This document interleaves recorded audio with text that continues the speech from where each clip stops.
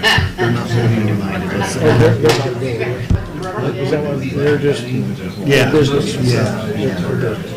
I used to, but I was trying to get a little, I can't find it. You know, and they give me 2 days, well, after that, I'm giving like $2 a day. Yeah, I can do that, sure, I can't really fill it in 10 days. This payment, no, $500 for a week. All rise, we'll call the meeting to order. Your Honor, will you lead us in the pledge? I pledge allegiance to the flag of the United States of America and to the republic for which it stands, one nation, under God, indivisible, liberty and justice for all. Let's bow our heads. Heavenly Father, we thank you that we can come here tonight and do the business of the city of Newcastle. We also thank you that you protected our people and that you have blessed many people enough that they're able to help those who maybe have went through bad times with this flooding. We pray you'll keep the water away for a while and just ask you to be with all of our employees who've done such a tremendous job. In Jesus' name, amen. Okay, roll call, please. All right, good evening, Mike Duffy. Present. Jeff Hancock. Present. Jerry Walton. Here. Aaron Dickin. Aaron will be here. Oh, he will? Yeah, he had tennis commitments. He'll be here. Okay. Roll call, roll call. All right. We'll Mark be Boger. here. Lynn Purdue. Here. Rex Peckleball. Here. Okay, any action on the minutes of the previous meeting? Make a motion to accept. Second. Moved and seconded. We'll take a roll call on that. Okay. Mike Duffy. Aye. Jeff Hancock. Aye. Jerry Walton. Mark Boger. Aye. Lynn Purdue. Aye. Rex Peckleball. Aye. Are there any additions to the agenda? I hear none, we'll just move right along and we'll go to public comments. Is there anybody from the public that would like to come forward and speak or has a question or anything? Please. Say something. Yeah, please. I see a lot of familiar faces in here that I know. Love these guys. Is that good or bad? Good, it's good. Newcastle's been through pure hell, but, and I like to see everybody stepping up and helping out. It's really good.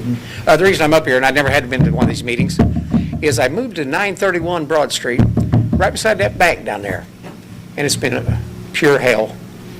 I've been without electric for 5 days, and I've been through a lot, having to pay out a lot, and they've got what they call, what is it, where you put the water above the ground and hold it, retention pond? Retention pond. Well, they built one of those, and I told them to dig it deeper. They did, but it's just when it storms and stuff, you just don't want to hold on, the banks won't hold, and it's overflowing into my property. It's bad. I've been through it 3 times now, flooding, and I don't know, I just wish somebody would look at it and see if it can't be right. If it's overflowing like that bad, and... Well, what about electricity? Because of them doing work, or how come you don't have electricity? the water flowed into the basement, and basically what it did, it aimed, where my foundation's at, it aimed right for my electrical box. And it went into the electrical box, so that's why, and I've had a guy give me an estimate, I don't know, it's gonna be like $5,000 that I can't afford, you know what I mean? Okay, yeah. But I got an electrician coming to, he's gonna, and I suggested moving the box over 2 feet on the wall, which I think will work, and that'll void the water if it ever comes in again, and it will because of that pond. And that's why I'm gonna sell that house eventually and just get out of There's it. storm drains right out beside it, so there should be some kind of, if it goes in Well- that pond, it should go somewhere, not your basement. It's going in the basement. I mean, I've got pictures of it on my phone overflowing on the wall, going over the wall. we So look that into that? project down there is not right. Yeah. They gotta do something. I suggested building a wall or something around it to hold the water in. Release. Well, It's I not mean, right. I know it's rained a lot, but even when it didn't rain a bunch, it won't hold. And what it is, they've got two pipes facing my property. I told them, I said, there's a reason y'all built that on the west side of on your property instead of the east side going downhill, because it would have flooded their bank. And they knew that. That's why they put it on my side. So, Okay. I'd just like to have somebody come and look at it and, We'll check that out. all right, thank you, Greg, I appreciate it all. Yeah, thank you. I got it. Anyone else wishing to come forward and speak, have a question or anything? Okay, see, I told you he'd be here. You know. Okay, we will move on to our committee reports. Mr. Guffey? Yeah, I know a lot of things have been going out, and I want to thank everyone that did a great job. The emergency services, especially some people of this community, man, they stepped up. A lot of people did. It makes you feel good when you run into someone at Walmart and they tell you how great everybody did and got out and helped their neighbor. It's always good to see. It doesn't help the hurt or the pain you're going through financially or whatever it may be. Battling water, because I think we all battled it. And Still battling. but it's yeah, me too. So, but I just want to thank everybody. They did a great job, and it was just unbelievable to see people come together. And we'll get through it. And but it was just great to see people reach out like that. That's all I've got. Mr. Hancock? I want to echo Mike, and I'll have special thanks for all the department heads, city employees, and the county employees, mayor, meeting with elected officials. But special to Mike here, Saturday morning, he's at Walmart unloading a semi with a lot of volunteers. And so everybody's stepped up, and it's great.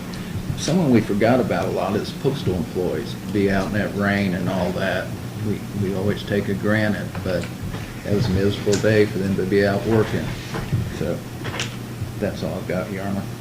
Okay, Mr. Walden? I think we're all going to see, it's nice Mark tried to coordinate with me tonight. I'm sure. Memo. Mr. Mayor, I don't know if there's going to be a reassessment of all the events and all that, but honestly, I feel a little guilty sending you all the messages. I don't know if there's a center call number where we, as a council, could call and leave messages for you. You had your hands full, and I felt guilty. Yeah, that number is 5450111. Well, and hopefully there's a reassessment. I know this is 1 in 1,000 years flood, That's what they said. but I think it'd be a good idea to step back, not only city officials, county officials, and the towns, kind of, once we get through this and things settle down, make a reassessment. Getting the job done on the spot was unbelievable. Everyone, including our neighbors, city workers, emergency people. Matt, I don't know how your guys and I'm laughing. I'm not going to say anything about it. That's all right. I'm sure they spent extra time trying to keep our community safe. Amen. And for our neighbors and our churches, and it just makes you proud to be from Newcastle. And we saw it throughout Henry County. I saw it throughout Wayne County. Hagerstown was awful. Yeah. I'm very proud as a community. Mark and Lynn, I know you guys are still suffering from it. I was a Well, little Jerry, hesitant. you got that thing, you sent that picture, and I thought something was growing out of Jerry's roof, and it wasn't, it was a tree limb that. It wasn't growing out, it's growing growing in. yeah. We thought it was Greensburg. And I tell you what, climbing up on that roof, it started downpour as soon as I stepped on that roof, and lightning bolts and everything. But you know what? That was a piece of cake compared to a lot of people that I've talked to. Been doing a lot of praying. A lot of our community members need that. And they're going to need help for quite some time. So, Mr. Mayor, thank you for your leadership. Sure, thank you. Mr. Dickon? On the risk of sounding like a broken record, immediate response, incredible. I think we all try to figure out what we can do, and there's really nothing other than perpetuate the information and try to inform the community about what's going on. But had conversations with Wardlow and one of our firefighters over the weekend, and keep in mind that these guys that were responding instantaneously and working long hours were also dealing with some of the same stuff at their own houses. So just, continued prayers, and again, immediate response was incredible from an ongoing standpoint, because I think this is the long game, right? And I think from what I've seen, FEMA, national disaster, like, it's got to be done a certain way. Is there a point person other than the man that people can reach out to get clarification on that kind of stuff? I'm getting ready to go over that. Perfect. Then just save it and we'll note that down. But that's all I've got. Same thing, thank you to all the emergency services, water department, sewer department. I can't imagine what was going on down there during all this. Bus system, I heard, you guys transporting 350 people from Foster's Landing and everywhere else. It was truly remarkable to see, and I know it does make us proud to be from here. Yes, ours is minor compared to a lot of people. A friend of mine took me out to his house, and he's got 2 teenage kids, and showed me his devastation, and you sit and cry with him. I mean, it's, he might have a little insurance, but it's not gonna bring back what he's got and what they had. So, thank you, everybody, for stepping up, and I know they sacrificed a lot of time away from their houses and families during a difficult time. Mr. Pruitt. I ditto all those comments. But there is one thing I like somebody to refresh my memory on. With everything happening in the last 2 or 3 days, there's a lot of alerts, a lot of emergencies. And it's my understanding that when we went into contract with Whole Heart Communications, that we were supposed to get emails and text messages of emergencies, this kind of thing that happened around town. Am I correct? I think those are two separate issues. Yeah. I think the Whole Heart was more scheduled in what we talked about with the police department. That texting, that was the more They did send out emergency. some emails. Yeah. They did send out an email that basically, alerted people. But the thing I think will help us a lot is when we're able to get that 411 tip. We're close, pretty close, I think, to getting that 411 tip. And that will help us immensely with that process. But well, the problem with the Whole Heart thing is we have the email, but we haven't got super huge buy-in on the text. Like if you didn't get in there and sign up, you wouldn't have gotten the text anyway. That's part of the reassessment I think we need to go through. I just think What if we're out of power? What's the process there? I just anticipated getting notifications of emergencies, and it didn't happen, so. Right. It's kind of be a reevaluate what we're spending there. Yeah. That's all Those I've are got. things that we need to hear, though. Yeah. That's part of the reassessment process. Well, Good point. I don't have anything new to add to all that. Just very proud of everybody involved in our community, from our city workers all the way up to our mayor, and everybody in between, churches and everything. I never called or said call or text Greg that I didn't get pretty close to immediate response. I appreciate that. Sure. And he and I working together, we were able to get a couple things done for some people. But one thing I want to bring up, and this is to think about, this is not to do tonight, because I think we need to get to the point where we find out what insurance is going to do and what the federal and state governments are going to do. Our state government's got pretty big rainy day fund. Well, it rained. Yeah, it's a rainy day. It rained, but we got to kind of wait to see how that pans out. But at some point, we might want to consider taking some of our riverboat money and using that as grants to some of our people that are in most need to maybe help them a little bit, especially as I was talking to Aaron earlier today, and I didn't just, you kind of don't always think about your people, but a lot of our people that work for us suffered great loss. And maybe we can help them once it all gets shook out with some riverboat money to help with some repairs or deductibles or something like that, because they're going to be put in, they're going to be put in a bind. And I'd like to see us help our own, both here in our business and in our community. So keep that in mind, and we'll revisit that. But otherwise, that's all I have, Your Honor, and I'm going to turn it over. All right. Well, I don't. I turned over. Yeah, turn it over to you. Okay, you go. Okay, thanks. Chief, you have anything? No. Chief? The only thing I would like to say is, as emergency service workers, we expect to respond to emergencies. We expect to get up in the middle of the night. We expect to work long hours.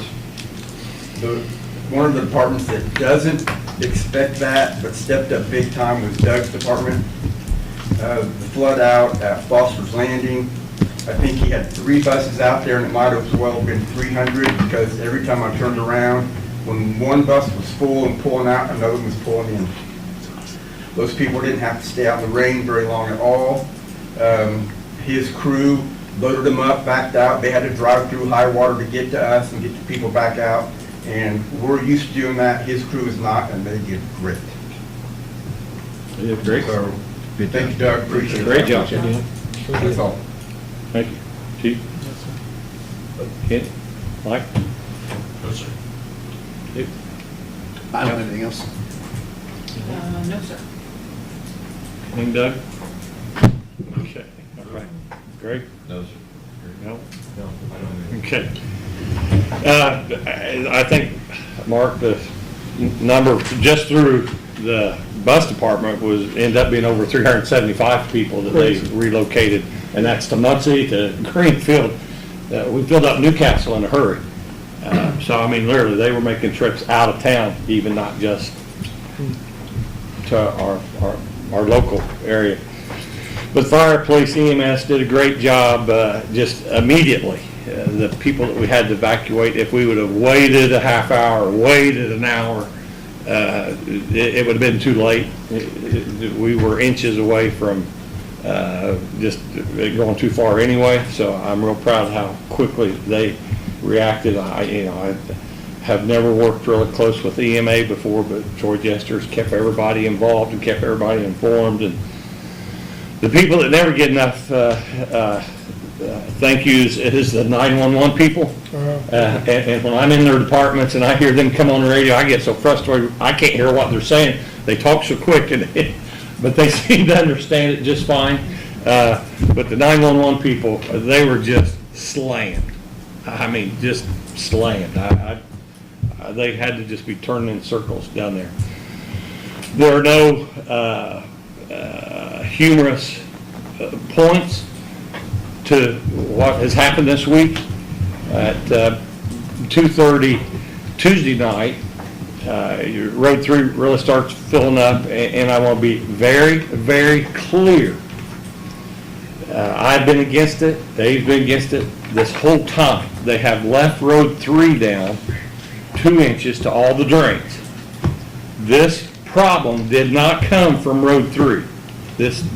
I'm not for them leaving it down. Their theory is the reason they're leaving that down is that once they get all 3 phases done, they'll put one top coat on it and all look brand new. I said, I don't care if the first one's purple, the next one's chartreuse, and the next one's orange. Right now, when it rains, Road 3 is 1 lane each way, because that inside lane is, it's a rooster's tail when you drive through it. So, but this water had nothing to do with that 2-inch lip. At 2:30, when it really started coming down, by 3:30, I was in the Hardee's parking lot, and I could start seeing just Kroger's parking lot was just going away. Well, you know, in the past, we've seen parking lots gather water, and that's their pool of water. Well, when I looked at Applebee's, water's going in the front door of Applebee's. Then you look at Rural King, and it's climbing Rural King's sidewalk. Well, at that point in time, by 4:30, it wasn't what was coming down Indiana Avenue. It literally was, this is Blue River's water. This is the height but the river had crested, and the river was coming this way. And then by 5:30, you could see the front door of Kroger's, and you saw lights shine off of it, and it was just a pool. There were no curbs, there was no median, there was no, it was just Kroger's front door to Rural King's front door. That was Blue River's water. That was not a parking lot full of water. It was the level that Blue River was. Now, you know how computer inclined I am, and I'm not saying this is humorous, but the lady that delivers drugs to Kroger's was in a van, and she pulls out and thinks she's on the driveway of Kroger's, and I don't know if it's Siri or Alexa or who, but it says turn right. Well, she turned right into your park. And Chase has got a story for you. Chase thought she was still in the parking lot, and he takes one more step and goes down 5 feet. You know, Siri says, turn right. So, you know what I think of Siri or Alexa, either one. I don't trust either one of them. So, the moral to that story is you know, Chase gets the lady out of the van, and he's trying to keep her head above water. You know, so we had fire, police, EMS. I don't know if you've seen some of the pictures, but literally we're rescuing people from ankle deep water to chest high water. And if it hadn't happened prompt, if they hadn't been on as quick as they were, it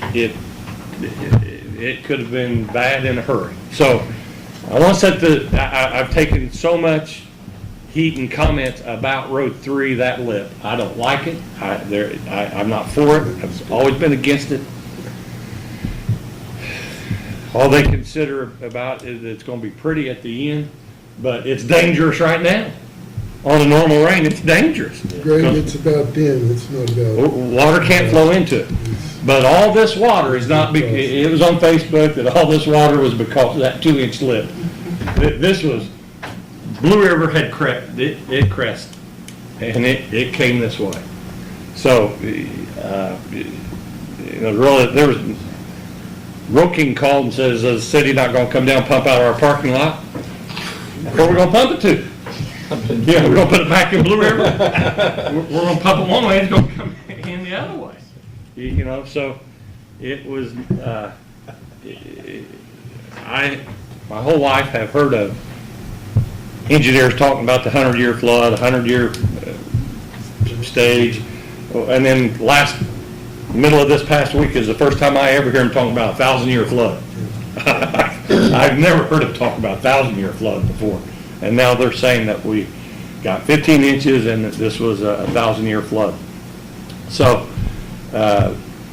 there are a lot of things that we have to be thankful for, but now to get down to some not such good business is, I've already had 2 people call, and there are people that have moved into town that are con artists. So anytime you talk to any of your friends, family, don't let them pay anybody money down. Do not. Any contractor that comes and says, well, it's going to be $2,000, but we need $1,000 up front. Right there's your first giveaway. Do not encourage people not to fall for the cons because I had one person call me and said, I'm supposed to meet this contractor in Kroger's parking lot, and they said that even the mayor was going to be there. I said, look, I've never heard of this company before, have no idea who it is. So, I mean, they will tell them a lot of things to get to meet them to think that that's going to be okay. So there are con artists out there already, so tell your people to be careful with that. I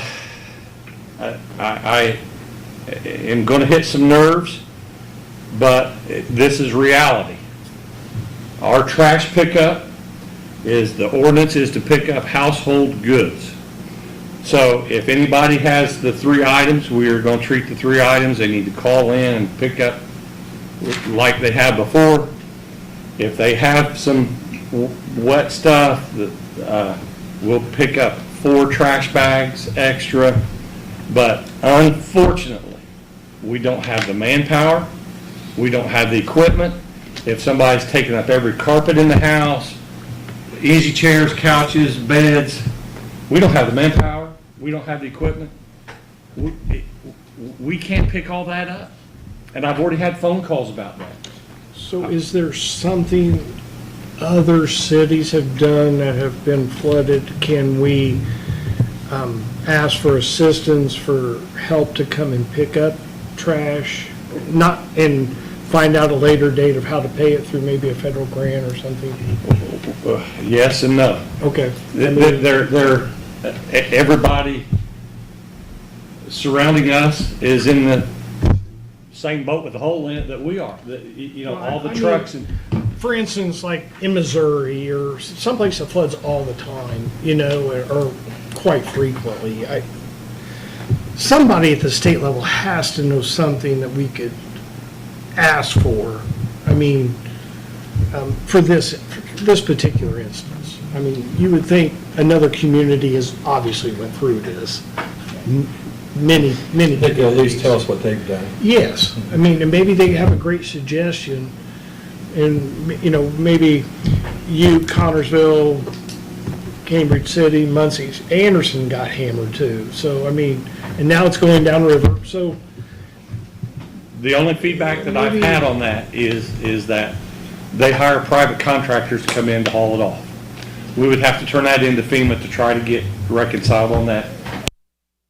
That would be extremely hard. We'll try that, we'll do that. But I guess what I'm saying right now is I've already made some close friends mad because they've had rental properties, they've got in the basement, ruined their hot water heater and ruined their furnace, and well, where's the line to FEMA to get that taken care of? Well,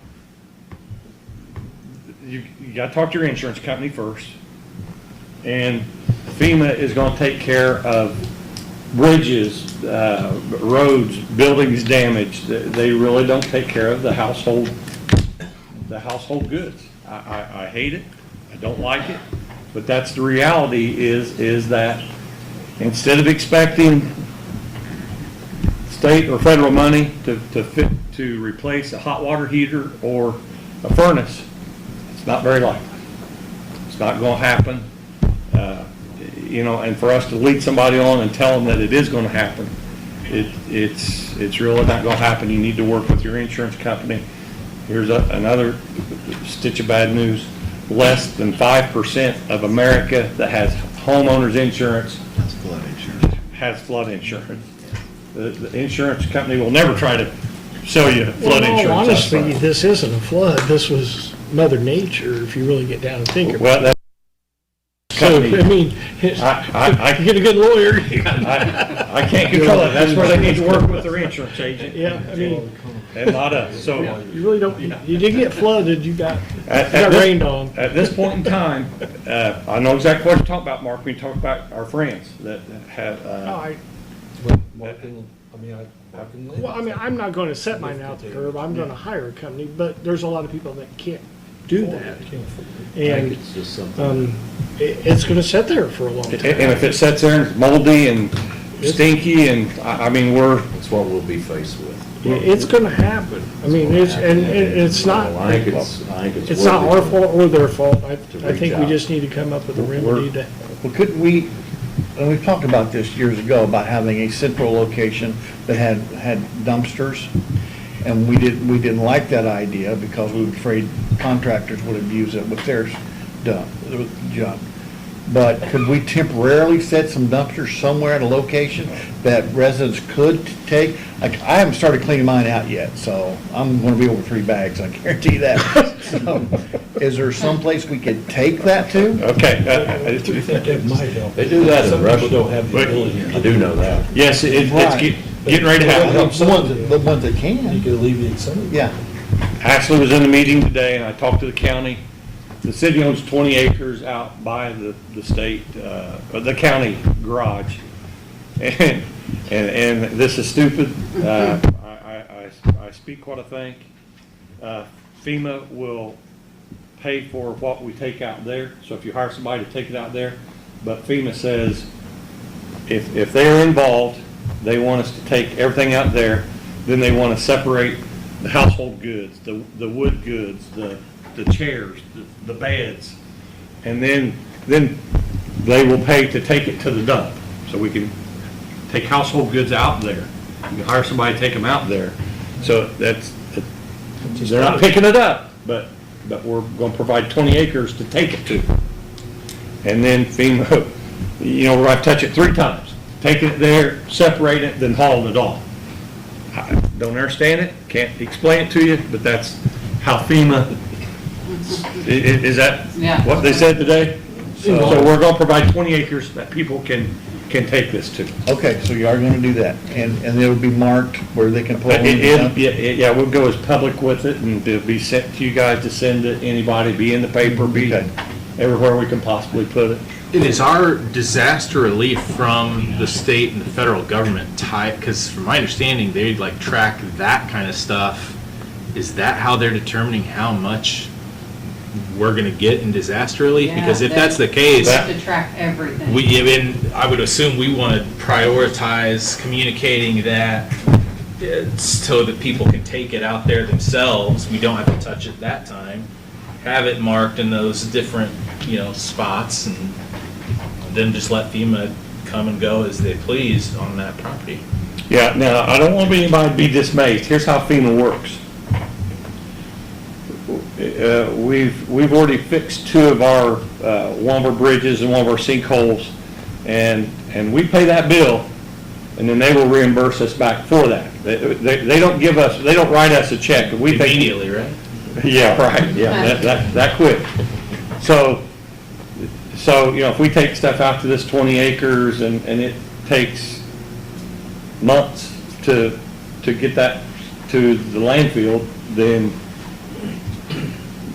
it's gonna take months before we get relief for that, get paid for that. So, nothing's gonna happen quick. But will it get took to the landfill? That's, I have friends that live in West Virginia. And West Virginia floods horribly. I have a friend that's on town council, Yeager, West Virginia. They struggled last year with a flood with FEMA. They did basically about the same thing. They hauled stuff to a certain area, so, that's a big if. That's a big All we can if. do is our best and I have faith. understand. And I'm gonna reach out, since Mark mentioned, I'm gonna reach out. It's in West Virginia, but hey, Well, they might have some. they might have something. Well, this 20 So I'm acres, gonna reach out to them. Question for you, Mayor, when can they start taking it out there? well, I won't know that until tomorrow. Had a meeting with the county this morning. She was in a meeting with the EMA at 11. And so, it's all happening right now. We're trying to get this set up and organized right now. So I would rather have this stinky stuff sitting on 20 acres than I would on our sidewalk. Yeah, so I hope that answers part of your question, Aaron. I don't have it etched in stone. No, that's awesome. But 'Cause I think that's it. Like people, we had a backup a couple of years ago, and you want that out of your house as quick as you can. But if it's tied to disaster relief and it's got to be done a certain way, I think people need to know that before they start doing it. Okay, but now there's a fine line. We have some place for them to take the stinky stuff, but they think there's a line to get into that they're going to get reimbursed for that. And that line is you got to call your insurance agent and see right. where that falls. Getting rid of it and getting it reimbursed That's two totally Yeah. separate stories. Jerry? Greg, I'd like to suggest that once you get this all under control, there are people who don't receive emails, text messages. Could we put together an information sheet where people could stop by and pick it up with those guys? Well, we'll try to put it in the water bills even. We'll Yeah. try to, Water bill. Yeah, just- Everybody gets water bill. we'll do all we can to get it out at every place we possibly can. It's- Yeah. And just sitting here hearing all this, and I'm asking this question out of not knowing, are there areas around Newcastle and Henry County that are known for flooding? Are they designated as a red area? Well, there's flood Yellow zones, there's, flood zone, flood area, flood way, floodplain, fringe. Yeah. Is there a map that designates it? You can push 2015 Yeah. FEMA. Yeah, you And can also see it all Indiana there. has a new one now called Baffle. You can't get that. I've got it on my computer, but that's what I'm doing right now. We're going around getting water levels, what was in the flood zone, and we have to turn those into the DNR. If, the DNR has asked us, and I'm making this announcement, that also, if you have anybody that had water climb up, not in their basement, but on their house, they would like for them to go out and mark that level, and not just for flood of 2026, but DNR would like to track that and see how high the water got People need to know that. in level, so pass that on also. And my reason for asking that is, if we see something like this coming again, are there alerts set out? You live in a red zone, you need to evacuate now. Yellow zone, you need to, Well, if you've tried to buy a house in one of those, the banks let you know if you're in a flood, Yeah. in a floodway. but you understand what I'm asking here. Everybody, yeah, I don't know if there's any rules for realtors, but it's documented at the courthouse, and it's documented where the floodways, flood It's a little harder to zones. get along in those areas, I It think. is, yeah. Yeah, so that's pretty common. A lot of people should know. Yeah, I think the big thing is that alert you got on your phone, you know, Yeah. that the National Weather Service put out. It's probably the closest. Yeah, it woke me up at 2:30 in the morning. I usually silence my phone at night. Yeah. Okay, so I'm gonna move on. I've got the worst stuff to talk about now. The four areas that we had the worst trouble with, we've already got two of them fixed. Spiceland Pike was starting to wash out, and the road was, if a car would have went over it, it would have fell in the waterway 20 feet. Got it fixed immediately. Got a sinkhole on 22nd, spring and 22nd. Got it fixed today. Riley Road is scheduled to start cleaning up tomorrow, and we're going to temporarily fix that. We've got engineer working on what size. It has a 6-foot tall round tin whistle. Is corrugated steel that goes underneath the road right now that has collapsed. So we're going to temporarily put tin whistle back in there, temporary till we can get a box culvert made, and then put a box culvert in. One thing that I don't have never liked, on the south side of the road, there is a guardrail. There's never been a guardrail on the north side. And the road is the same size, all the way top of the hill, all the way to bottom of the hill. But when you're meeting another car down right in the gully, it just seems more narrow down there. The trees are starting to, come over the road, and so we're gonna widen that 5 feet on each side, or try to at least 5 feet on each side. We're gonna increase the head walls tremendously. So we're not just gonna put Riley Road back, we're gonna improve it to, so that it's got another 100 years or another 1,000 years. I don't know. You can see the old bridge from 100 years ago. You can see the old bridge in the bottom of it now. And this one gives me goosebumps. Saturday at 1:09, I got the picture that I had prayed about all week that wouldn't happen, and it didn't happen. It came in a suck hole, but we have a master disaster right at our fingertips on Bowery Brook. And Bowery Brook, if it is bad, and we saw the suck hole, that I was praying that it didn't collapse. I mean, I literally prayed that it would make it through this storm. So I don't want to get in fine detail where it's at, because I don't want people running up and looking at it.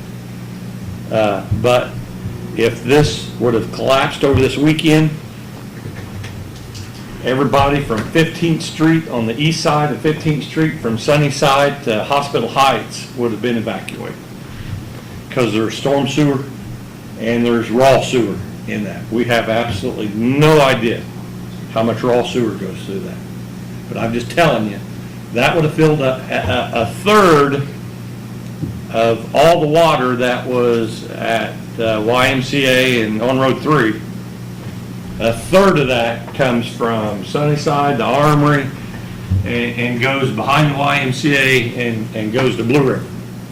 So if that collapsed right there, we're going to have sewer water coming up Broad Street, going up Broad Street to the east, and nobody from 15th Street east will be able to flush a toilet. That's how serious this is. It gives me goosebumps to talk about. Got that phone call at 1:09, worked through it.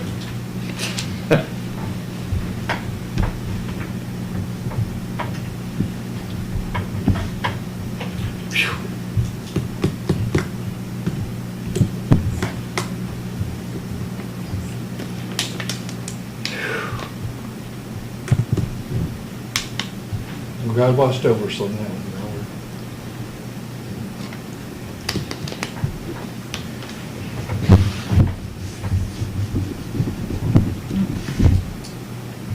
For the first time since I've been mayor, I got my truck broke out in sweat.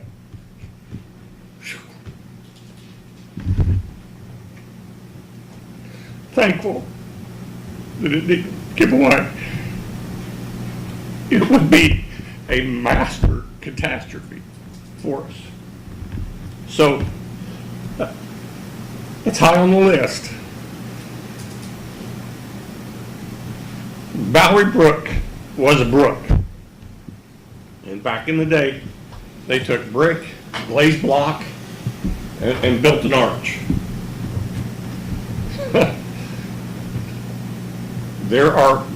I've walked it, and there are areas you can touch the ceiling, and it's dirt, brick's gone.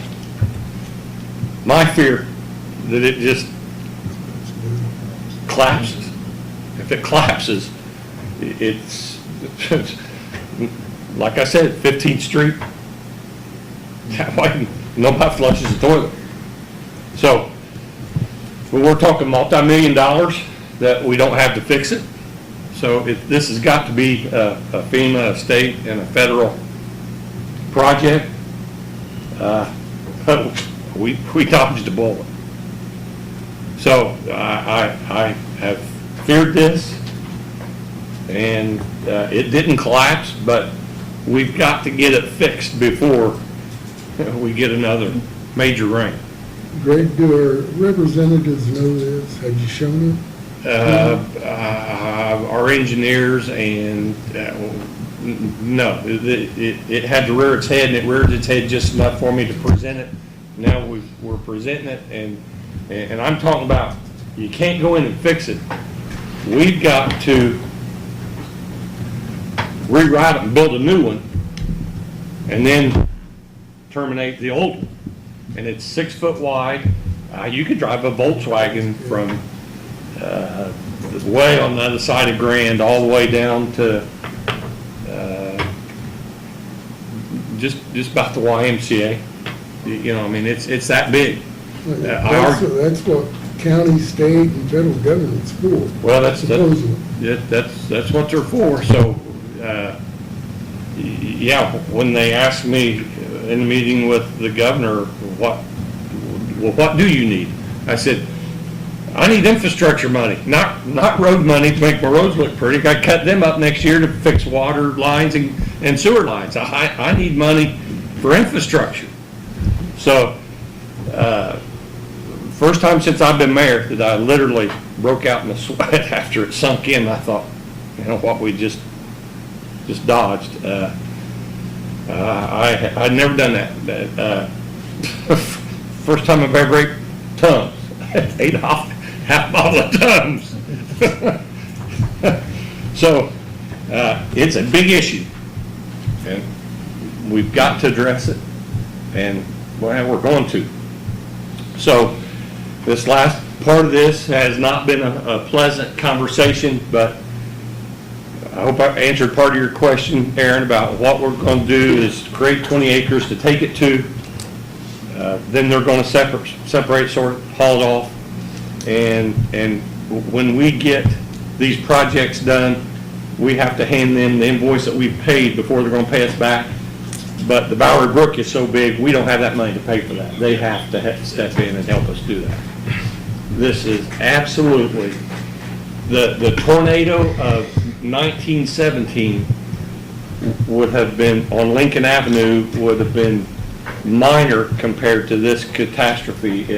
If the top of Bowery Brook caves in, we're talking about a third of our community would be in big trouble. So it's a top priority. You know, we had a catastrophe Saturday night at Riley Road. My heart, soul goes out to the family. Something didn't mean to happen, but just sympathy there. We're fixing that as quick as we possibly can. We're going to get started on it tomorrow. So I'm not going to sit back and just wait for, well, FEMA said they'd do this. We're moving forward. We're going to fix it, and then we'll get in a peeing match with them later, and Joel will have to tighten his belt and write some dirty letters, but we're moving forward. We're not out of this yet, and it's going to take a while. I have some close, dear friends that water came up in their whole house, and they've lost everything. And I heart goes out to them. Wish I could do more for them, but their first recourse is to call their insurance company. I'm proud of the whole community. Churches came out and chipped in. Neighbors helped out. I'm not saying that there's a pet issue, but we housed just about as many animals, didn't we, Doug, as we did people.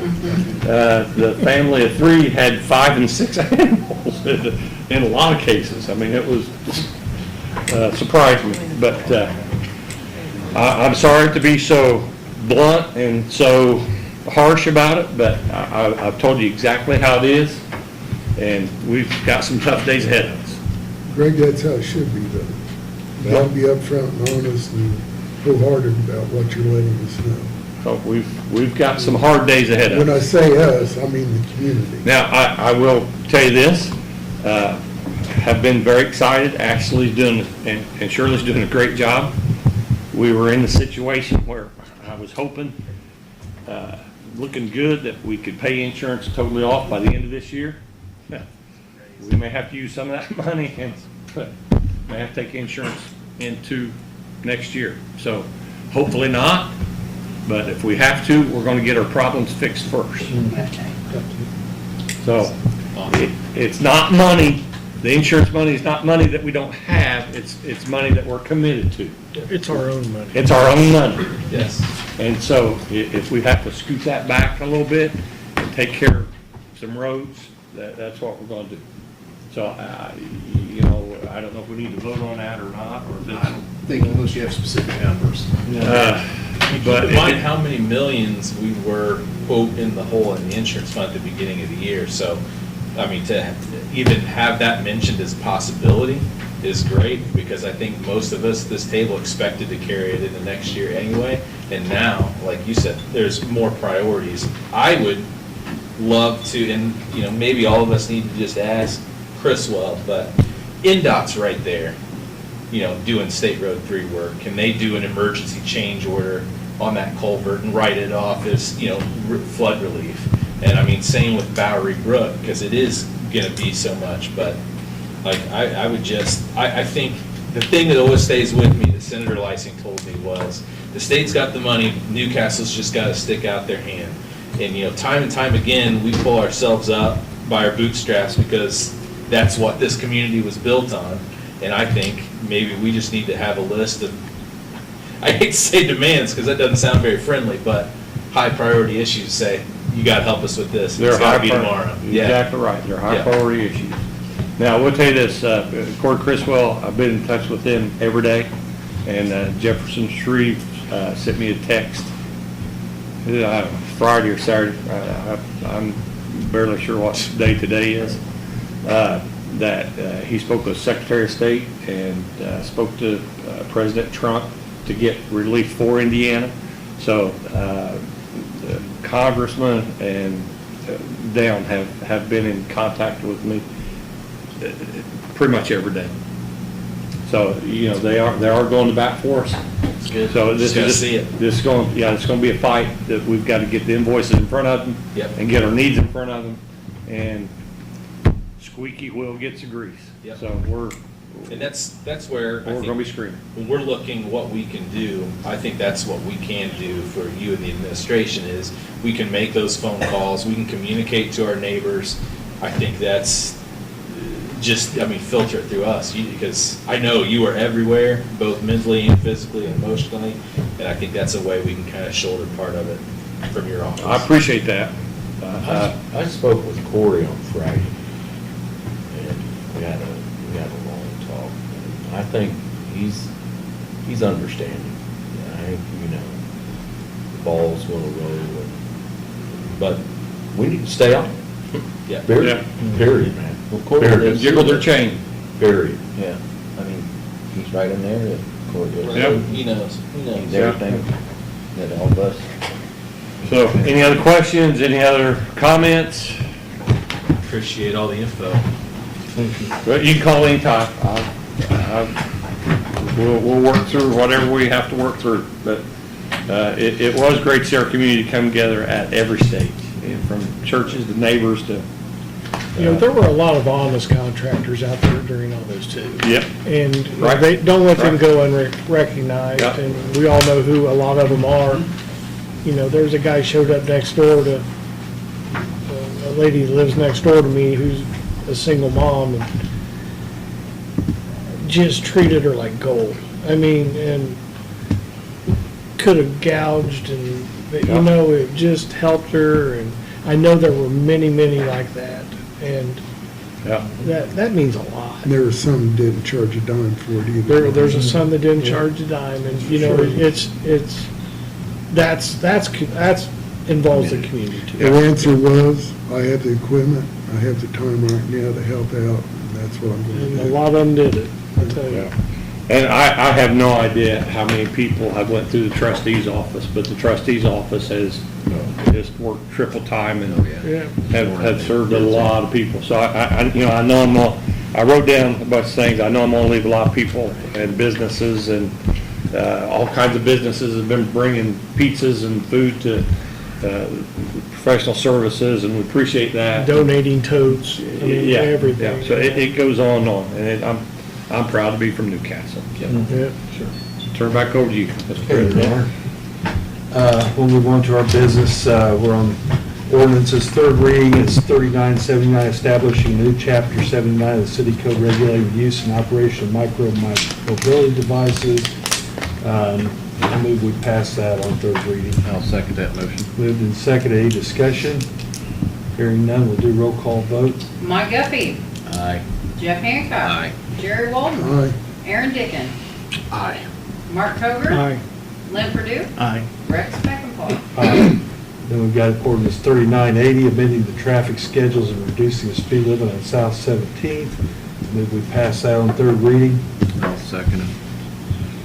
Moved and seconded. Roll call vote. Mike Guffey. Aye. Jeff Hancock. Aye. Jerry Walden. Aye. Aaron Dickens. Aye. Mark Koger. Aye. Lynn Purdue. Aye. Rex Speckenpaul. Aye. Now we're going to first reading on ordinance 3981, revising the Unified Development Ordinance. Basically, now therefore be ordained by the Common Council of the City of Newcastle, Indiana as follows. Section 2.2, parentheses C, Section 2.3, parentheses C, Section 2.4, parentheses C, shall be amended to add the following text: notwithstanding any minimum requirement as to the lot standards or structure standards in this section, if a lot was previously improved with a residential dwelling, the residential dwelling has been demolished or removed, a new residential dwelling may be constructed on the lot. The new residential dwelling must be constructed to the same structure standards and lot standards as the dwelling that was previously constructed on the lot. And basically, we were asked to do this by some people that go in and build houses on existing lots where homes have been, but some of those lots are not the right size, I guess would be the way to say it.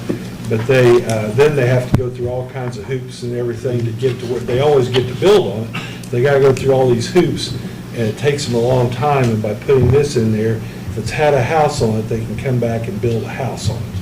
And so, anyway, that's where that's at. Is there any? If you have any questions, you can ask them, and then we can make note of them, or we can. But this is this first reading, so there may be amendments, or there may be questions as we go on through it. So they can change the footprint of the foundation and not have to jump through a bunch of hoops. Right. Well, actually, it'd be they build at the same standards as the previous house was. Using the same foundation? Using the same, yeah, well, not the Same same size. foundation, same size. They can't exceed the Square size foot. of what the previous house was. Because right now, some of those foundations come almost up against, closer to the property line Yeah. than what our UDO allows.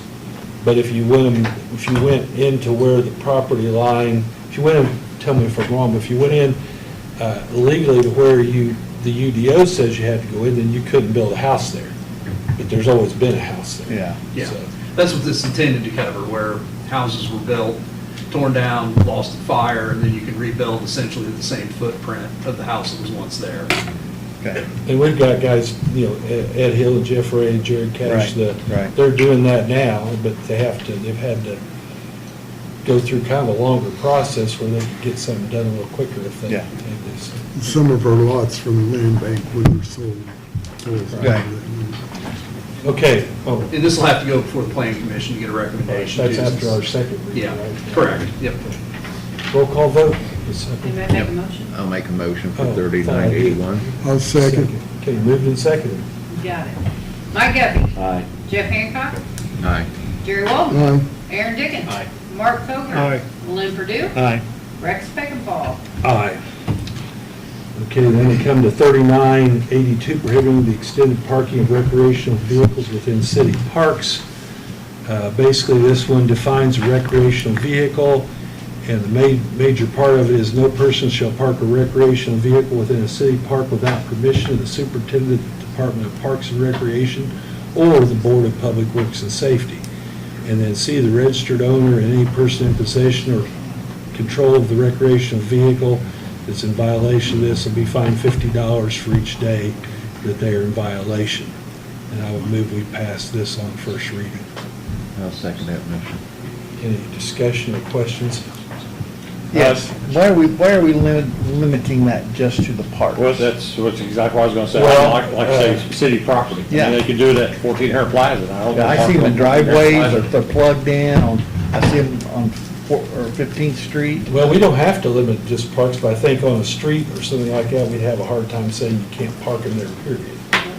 But we can have Joel look into what we can do to minimize that. Our current UDO prohibits you from parking them in the driveway and plugging them in, is that correct? Yeah. Right, they cannot be plugged in and no And sewer. they can't sit there on the street Correct. they can't sit there on the street for more than, is it 24 hours, I period believe, of yeah. time? I think we addressed a while back, I mean- and I did get a phone call about a week ago about a camper with a generator in the back of the yard, someone living there and all that. And did we address that a while back? Yeah, Jeff's been there.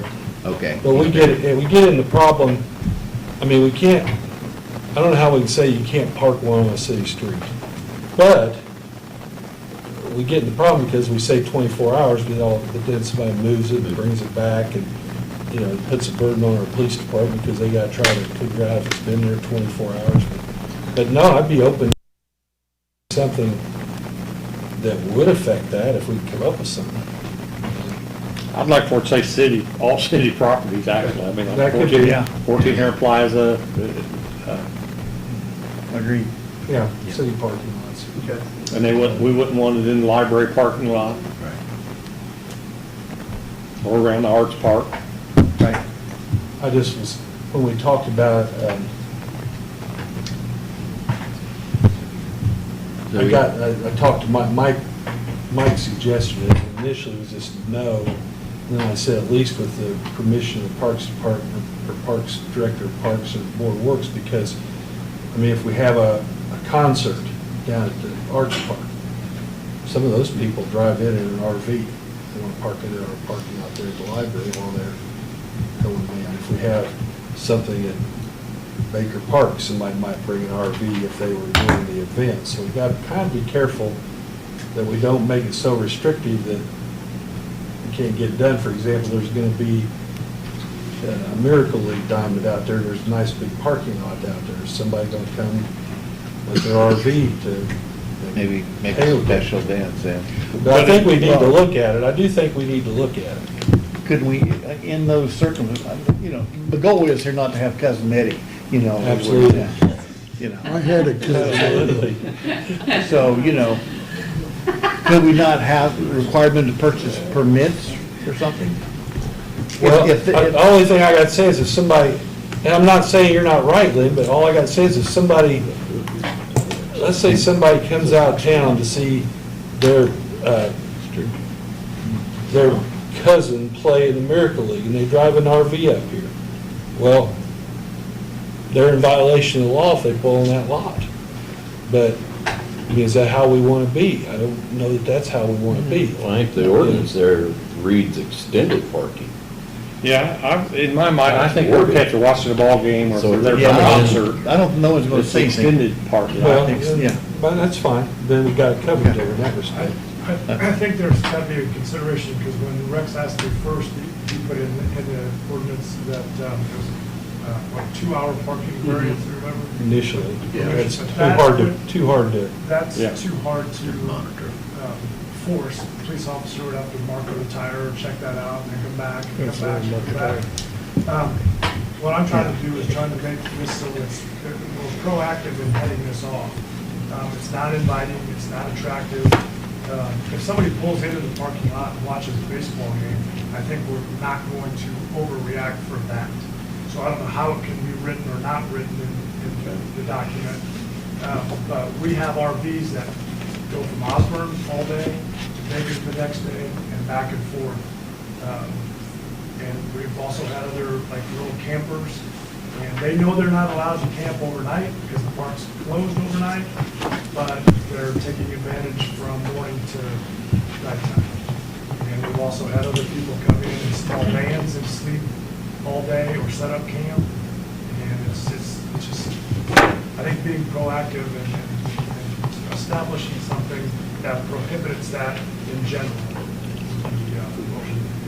well, I would agree to put in all city property, because I mean, I know that our policemen are not going to overreact and go up and make a big deal out of some RV that's parked by the baseball diamond. Right, right.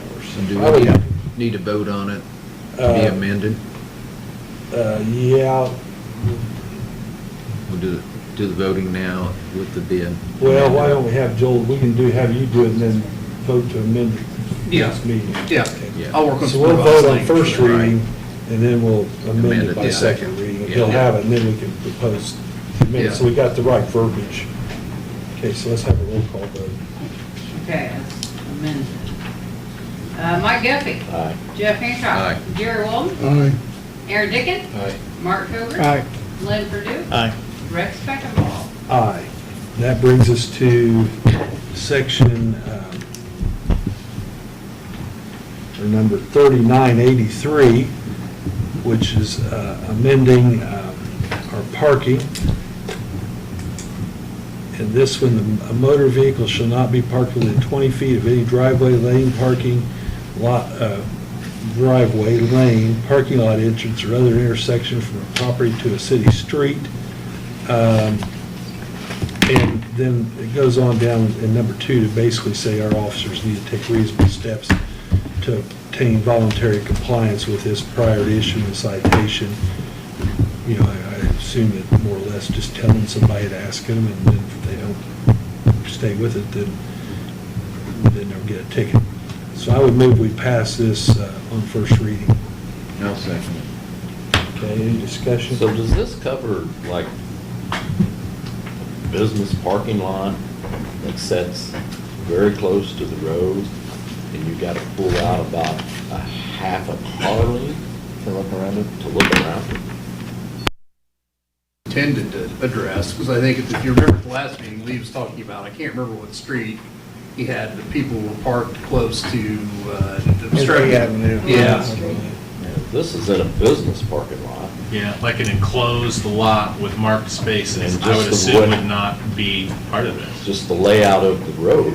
Right. And the main road, you have to pull a half a length out I get what, now I understand the question. to see where. Yeah. Especially to see traffic if it's coming from. Where there's some disconnect, yeah, From the east going west on this road. yeah. Because this ordinance would be for street parking. That's what I envisioned it for, Right, yeah. street parking. Yeah. And just for vehicles, because we already have ordinance language regarding like shrubs and Yeah, other things. this was adding to that, Yeah. that particular section. Perfect. Roll call vote. Mike Duffy. Aye. Jeff Hancock. Aye. Jerry Walton. Aye. Aaron Dickens. Aye. Mark Covert. Aye. Lynn Purdue. Aye. Rex Speckenpaul. Aye. That brings us to the end of the meeting. Rex, Adjourn. Oh, go may ahead. may I ask something real quick? Yeah, please? sure. Where are we with the building permits extension? We're still working on that. Still working on that? Yep.